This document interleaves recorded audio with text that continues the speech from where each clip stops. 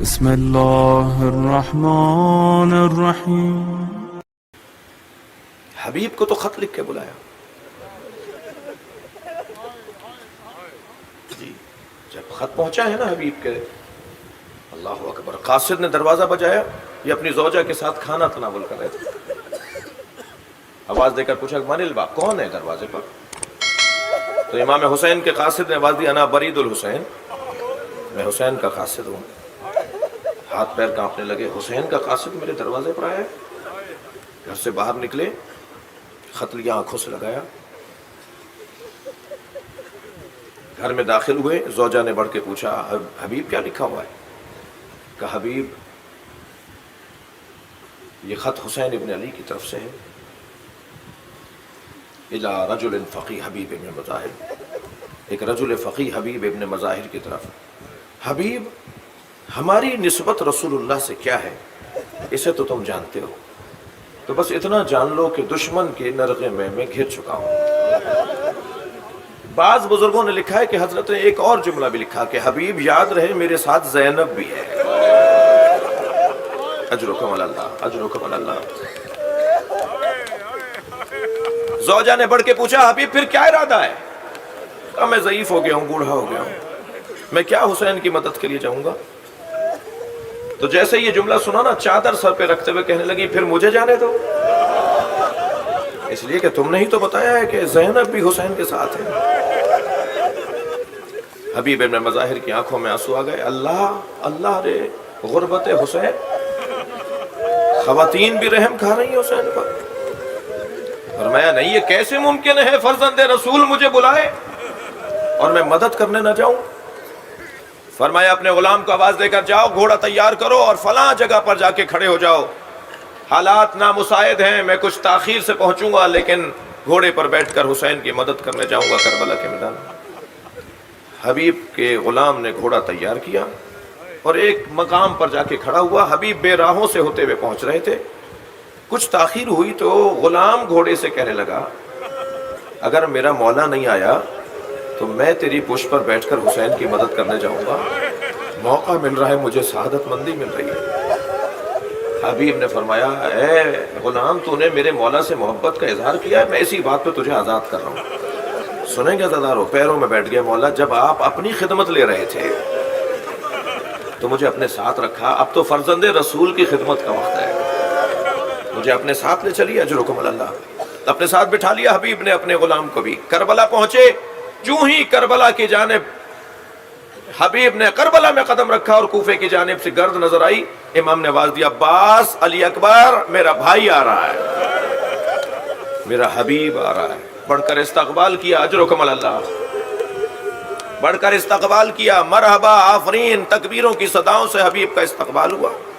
آ کر کھڑے ہوئے، امام حسین نے گلے لگایا، اسی اثنا میں زینب کبریٰ کا پیغام آیا، حبیب حبیب تمہیں زینب سلام کہہ رہی ہے۔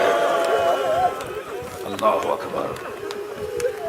عزادارو، حبیب ابن مظاہر نے امام حسین سے اجازت لے کر میدان کربلا میں جہاد کے لیے قدم رکھا۔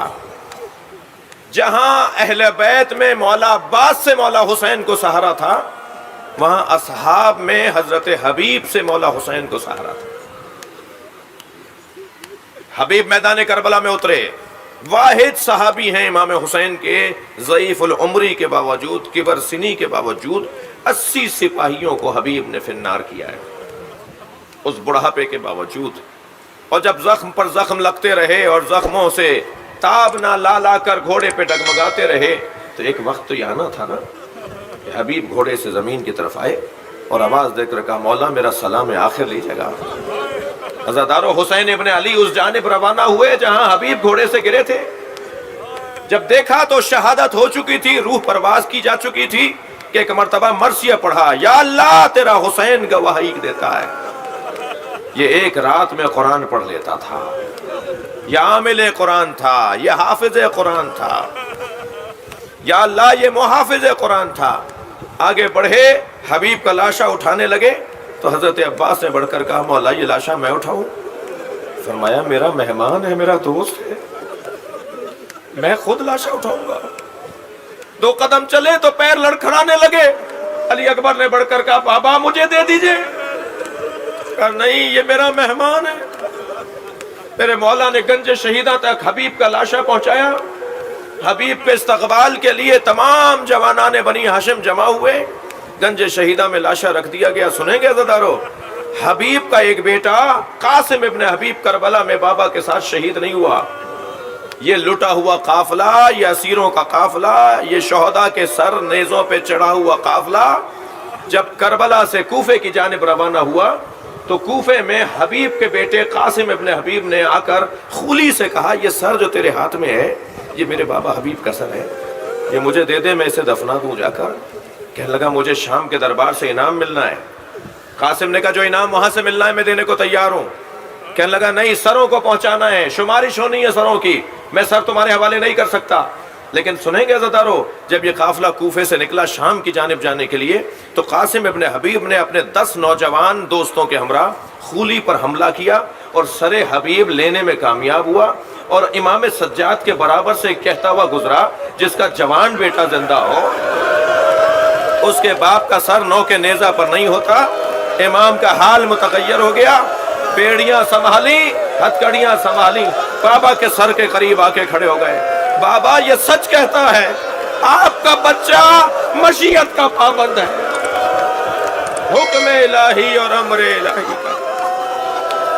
اللہ لعنت اللہ علی قوم الظالمین فسیعلم الذین ظلموا ای منقلب ینقلبون. یا اللہ ان آوازوں پر رحمت نازل فرما، رونے والوں کی توفیقات میں اضافہ فرما، امام زمانہ کے ظہور میں تعجیل فرما.